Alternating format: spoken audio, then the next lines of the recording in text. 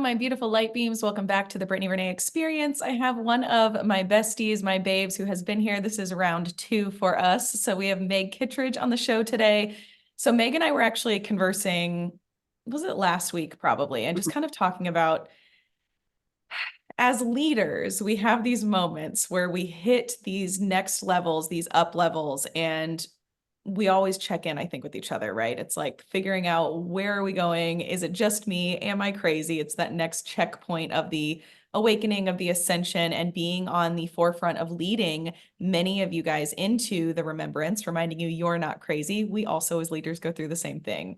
So we had one of our little checkpoint conversations, and I said, we need to do an episode on this. We just need to get on and talk about all the things that are happening. So today is going to be very conversational, but really, I would love to start out with, I would love to pass it over straight to you, Meg, and talk about what you feel is really happening for the leaders who, those of us who have been here for a while, that have really been the beginning of, 2020 was the awakening for many people, as we know, but we have had these layers and people have talked about, the 3 waves of awakening or all of this. So there's so many different ways we could talk about this, but I know personally I have my stuff, you've got yours. So I want you to share first. Of course. Well, thank you again for having me. It's always such a gift to be here, especially with this energy that we have going on right now. As you were talking, the thing that really came to mind is this energy of reinventing the wheel. A lot of times when we go through different levels of awakening, when we journey into the self, it's like we're revisiting things. But right now, what I'm really observing within myself, I know from you what you shared with your experience and from what I've heard from other leaders, it's that we've entered into this entirely new territory where there is no laid out path.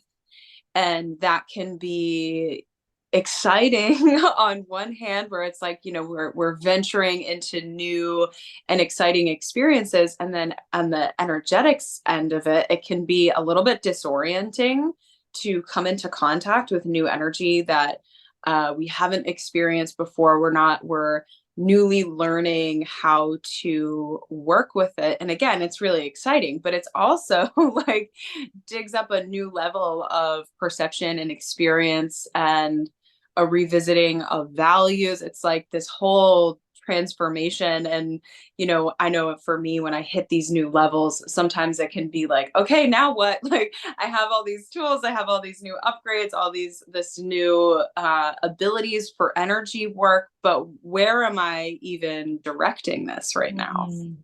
Yes. And I feel like it's almost, for me, felt like many of us who are doing this work and we are leading and we have our communities and all of that, we are almost, I want to say stepping back, but I know we're never stepping back, right? But it is almost, I know for me, the call is to be more in person with people, which I was channeling, last year and the year before. Like, I want to do more retreats. I want to be more in person. But this whole month I've been traveling and doing in-person events, and I'm seeing how necessary it is for us to physically be with people right now, which we know this, right? But it's almost, for me, my big following, and I think it's similar to you, is TikTok. And TikTok's algorithm has shifted a ton. And Mm-hmm. I have a video that I put up the other day that I think it has 40 views, which Mm-hmm. is wild, right? I have 275,000 people. And so for me, I always feel like our energetics are directly linked to where things are moving and going, right? And so I've seen TikTok scale back. And I've been feeling the push of like, maybe YouTube is where we go. Maybe it's more in person and we just lean into the communities. And I feel like spirit, through the views and through everything on my end, is like, yep. Are you listening? Are you watching? That's what's happening, which is wild because I feel like we've been full steam ahead in one lane. And all of a sudden it's like, we're hitting construction almost. And it's like, which way are we going? Exactly. So that's also been my experience. And I'm sure similarly to you, like a lot of my practices, my skills, the things that I developed happened way before TikTok even existed. And Right. that was really like a creative outlet for me. And it was kind of a new venture to be putting myself out there. And now that that is shifting, I've also noticed a significant drop in views, not just in my videos and you're expressing yours, but like our other like leadership community members, like we're all experiencing this. And so, first of all, I'm grateful to hear that everybody else is having that experience Yes. too, but it feels like the word that comes to mind that I mentioned to you before, it's like an exodus or like some sort of departure. For me, I'm feeling also called to being in person with people, but also like specifically training people and like Yes. getting people prepared for like real spiritual shifts, like the way that we're going to shift this world in a very physical, very 3D way. Like I can feel that really Yes. ramping up. And it's like spirit's been shifting my attention away from like my own personal creative projects to like, how are we going to work as a team, as a collective to move in the direction that we want to? It's like very boots on the ground energy. I love that. That's perfect verbiage for this. And I've noticed in these retreats that I've been doing just these past few weeks, it's all that. It's like, the words that have been pinging is or are, we're the A team or like the Avengers, right? And it's like we laugh about this, but this is real. And for those of us and many of you who are listening, whether you are a leader or you are just practicing your energetics on your own, our gifts are always within our reach. It's just how much are we willing to fully believe and practice and go there? And Yes. once we do, especially when you're in a group, we know that energetic just expands and goes tenfold. And I've watched people just this last weekend at my Utah retreat who were like, I kind of feel like I feel energy. I have this intuition, the beginning mile markers.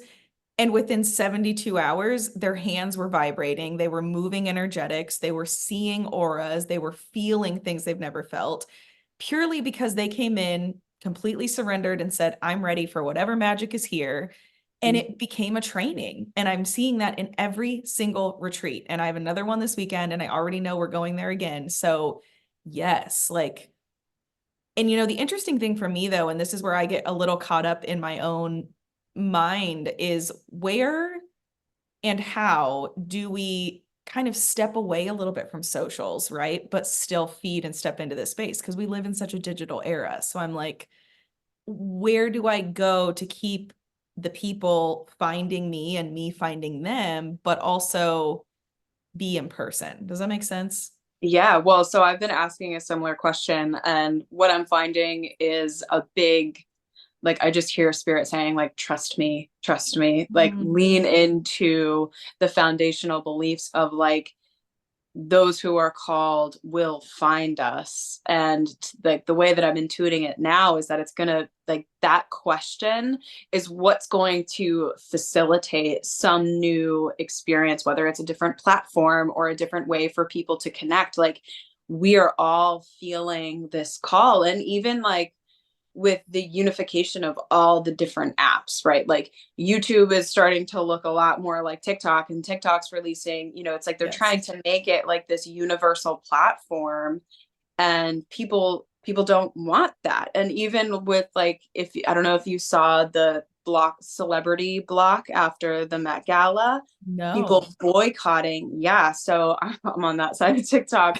where there was this massive boycott of popular celebrities Wow. following that, with a lot of like, they were throwing like Hunger Games stuff on there. Like it's just this big revolution and a call for a new type of celebrity. But for those of us that are in that spiritual space, it feels like it's even more so, where people are having the experience of like almost getting pushed out.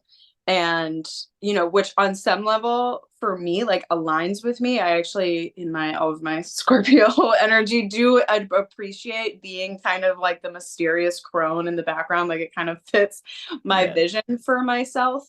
But just like any other spiritual practice, and then again, for those of you who are listening, this is why foundational principles of spirituality like accountability, a faith practice, a gratitude practice are essential, because they cross over to all experiences, like trusting and like letting myself be like taken away from TikTok and allowing myself to be guided in another area. And I actually in doing that practice, actually just released my psychic mastery course, which I'm having to open up more spots, but for this exact reason. Like Yes. people are really needing that concrete training to go out, and then they are having that experience like you shared. It's like, they don't know if they're an empath, they don't know like what is going on, but it's like they come into that place of like complete surrender, which is also validating for the last year that we've had as a collective that was Mm. just so dense, so much releasing, tower after tower, like just a nightmare. It's like that's the gift of pain, is surrender and being open to this new experience. But it's scary to like stand in front of a cavern and be like, what am I doing? One of my favorite Sarah Blondin. She's a very popular meditation artist. She talks about like pouring honey onto the cracks of these experiences. Like Mm. this is a blank canvas for us, and it feels like a call to the community of like, what do we want to create together? Yes, it is. And one of the things that in my QHHT before we were in New York that I did, one of the questions that I leaned into was, what do I need to know about where the collective is moving as a leader? What do I need to be on the lookout for? And I work deeply with Council of Light, this, but they came through and said collaboration is new earth. Collaboration is new, like wealth code. Like all of this is within the collaboration. And anyone who is standing solo and unwilling to collaborate and step into the community kind of vibe isn't going to make this next leap of leadership. Mm-hmm. And I've been feeling that for a while, but now more than ever. I mean, I even have, clients that have been working with me for a while coming into these retreats because they are stepping into this leadership and they're like, I'm ready. Let's do this. Let's go.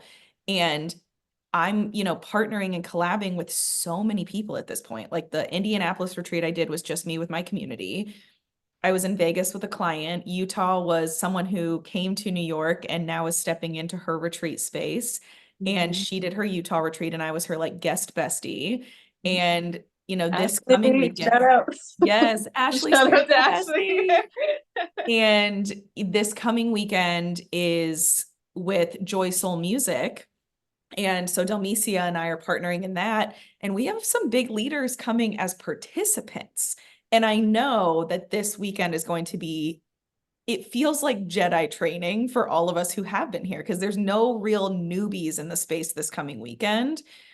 And so it's like all of these tiers and levels are so needed right now, and we have to come together. And when you allow yourself to step into that collaboration, you see how purely magical it is and how the matrix will matrix, right? You'll see all of the things. And it's where I'm feeling like we are regaining a level of knowing and knowledge and this ancient, really pure power of we're here to change things and rock what is no longer needed. And in together in this band with all of us, we can do that really quickly. And so I definitely agree. I think we are coming into this level of creation that is a blank slate, which we haven't had because I feel like we've been fighting against so many currents and now we have this water and it's like, okay, what do we do now? Yeah. So I think we all are kind of looking at each other like, who's going to build the bridge over here? What are we doing over here? Right? Yeah. Can you tell me some of your like foundational daily practices? Because this is all so like all of this is so internal. Like when we're processing this, it's coming out in dreams and at like, a random download following a meditation. But like, how is this looking in your life? Like, how are you setting that up for yourself? Mm. So I've been in a lot of movement the last 4 to 6 weeks. And so traveling and doing my rituals is different. So I'll talk to at home versus travel because some people also may be listening and they're like road warriors. So my at home is gratitude and setting my daily containers. So every morning before my feet even hit the floor, I'm stepping into what am I grateful for, setting an energetic container, just basically like a prayer around me and my kids, around our day, around the cars, around their schools, just placing these protections and really leaning into listening to of where my body's trying to tell me something may come up today. So that's my morning.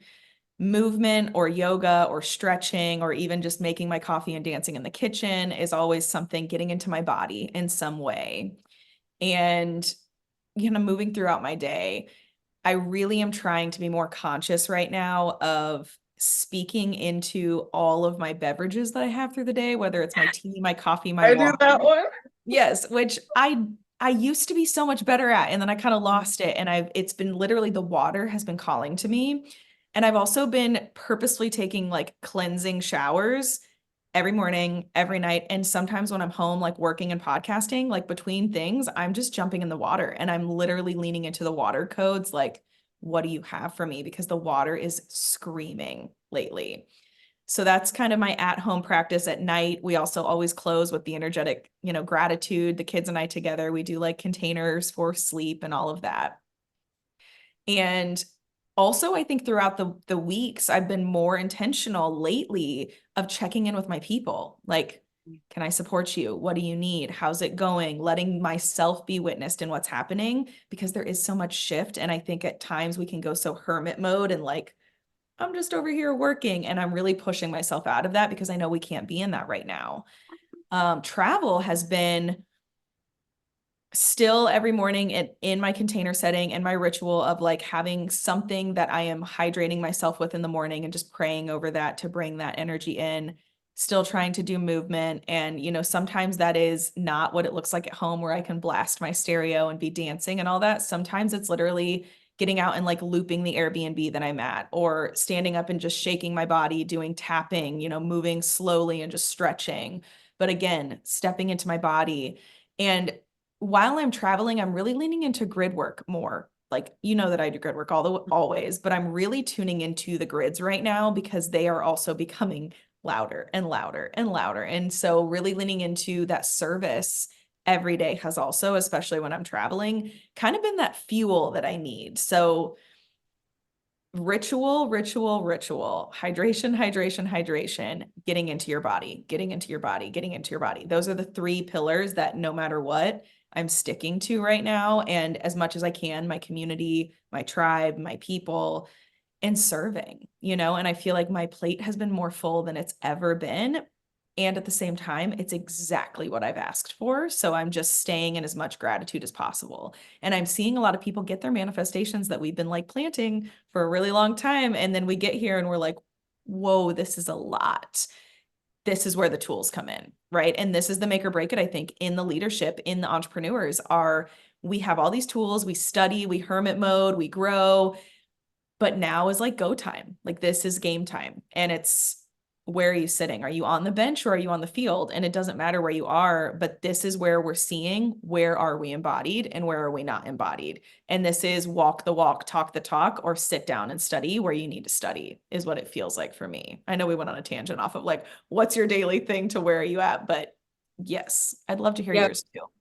But isn't that such a beautiful illustration? Because that's exactly where I was going with that question is like, how do your foundational practices impact the way that you're transmitting or downloading this energy, which naturally went for you toward service, community, being in your body. Also want to touch on the water stuff because that yesterday, like the way that my writing was flowing out of me about water, it was just Ooh.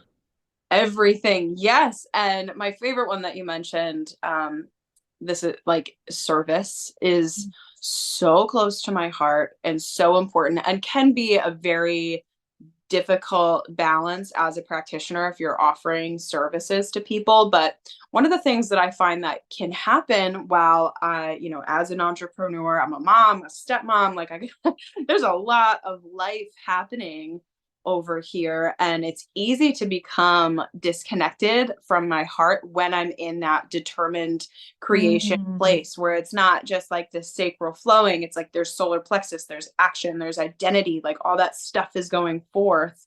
And if I'm not remaining in my heart through service, it's really easy to get clouded on what my intentions are, what my ideals are, how am I wanting to show up. And I tend to, when I am not disciplined in my service practice can really easily slip back into, for me, it ends up being about like my value and my worthiness and what am I even doing? This very existential questions, which also has its teachings as well. Like it is okay to dip into that. But service and calling like source in is Mm, something that I see consistently people missing in their practice. Like we can really lean on those tarot cards or that energy healing or like beautiful modalities, but it's like, but like, where's God though? Like, where's spirit though? How are we allowing this universal magic that we're saying we are integrating and is our purpose? Like, but where is that? And service is something that's like so quickly aligns me back. Like even, even every something time. like physical labor, like when I'm participating in a meeting somewhere and there's chairs that need to be picked up, like there's a lot of God underneath those chairs. Like Yes. that's like that is such a that like that just fills me, and that's the thing that really inspires everything that we're doing here, and that connection. Like, oh, I have chills Mm. listening to you talk about your practice. I love it. Oh, yeah. I want to hear about the water too, because I feel like we could do an entire, maybe we should, episode about water and Yeah, the Atlantis Lumeria vibe that is coming up so big. so much. And yes. So, I think it's the little things too. I think this is one thing I know for me that I really have to come back to is, and this is what I preach with my clients, right? But when we get in these realms where things become so big, right? Like we talk about the matrix, we talk about all of the things we can do. And when we go and immerse ourselves in work and we get so in the ethers, right? I think Mhm. grounding back into things like doing the dishes, putting Yes. chairs up at a meeting, Hmm. sitting in the, park with the kids and just completely unplugging. Like these are things we have to do because we're almost being called to really practice this.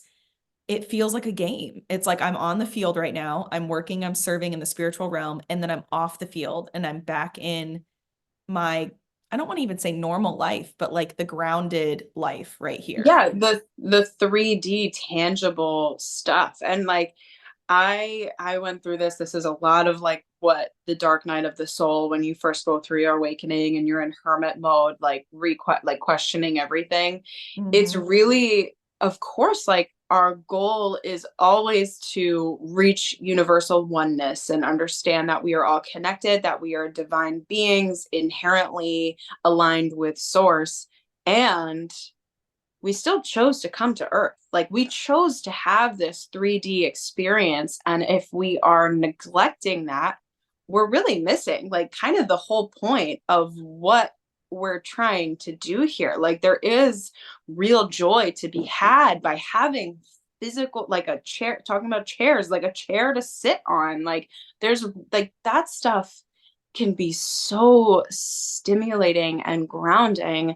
And, never mind the fact that when we're not plugging in